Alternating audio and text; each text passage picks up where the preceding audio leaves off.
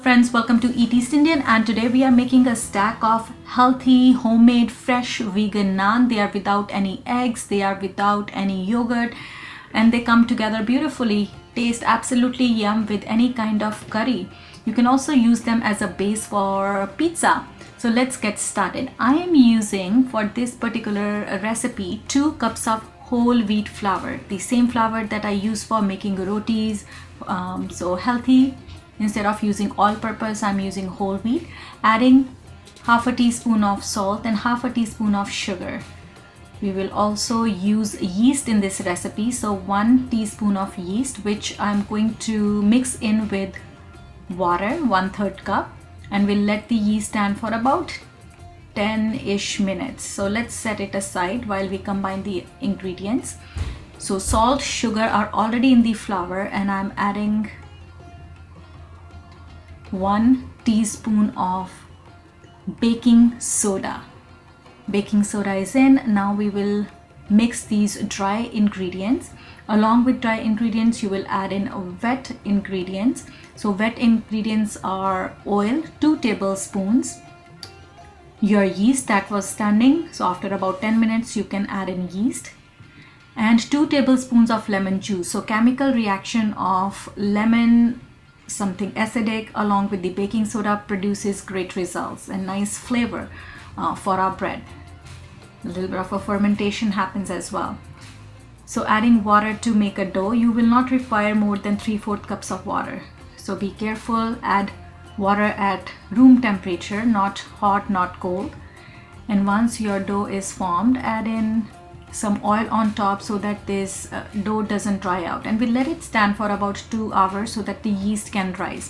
So cover it with a wet kitchen towel or paper towel, so kitchen cloth, and set it at a warm place. After 2 hours, we are ready to cook. We will take a small portion and will form a dough ball, lemon size, golf size.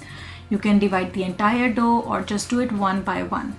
So once you have a small portion of dough, we are going to roll it in dry flour, the same flour we used to make the dough, and we are flattening out small portion.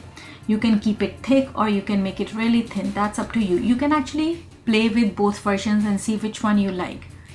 So use a rolling pin, thin it out. Again, you can do one at a time, or you can roll out the entire batch before cooking it. So here you can see this one is quite thin, and the other one is a little smaller, a little thicker, and they both turn out great anyways. All right, so we will cook them on a hot skillet, hot pan. If the pan is not hot, they will not cook properly. They'll just dry out. They'll become a little hard. So once the pan is really hot, you will add in, this one is quite huge, so I'm adding few at the same time, 1 or 2. I've also cooked 3 and 4. You can see a little bit of a rise in the bread. You can pat it down with a paper towel. That way everything will heat up. From inside it will cook. Flip it over. You can see brown marks are appearing, which is an indication that it's getting cooked. And once both sides are done, you can add on some coconut oil or any other oil that you prefer. Now, if you really want to keep it vegan, you will not use butter, but I usually cheat a little bit. I'll add butter on top to make it delicious for the kids, and they just gobble it up. All right, both sides are looking beautiful. So our naan is coming together beautifully. So few things to keep in mind is managing the temperature.